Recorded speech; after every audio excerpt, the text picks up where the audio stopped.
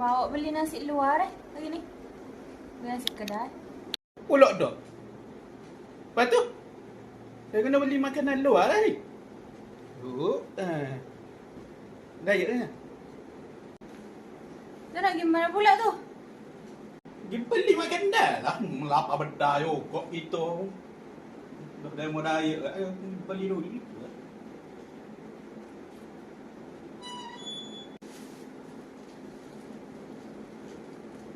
Assalamualaikum.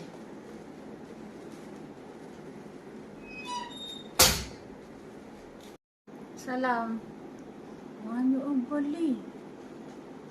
Beli kau banyak sangat. Mana cik beli banyak gitu? Beli agak apa pun ikut anda orang kan. Dah mau diet lah. Saya beli.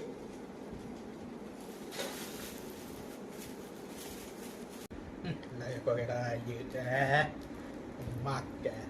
Dia tak sewa gila je. Kita makan. Tak pakai jadi.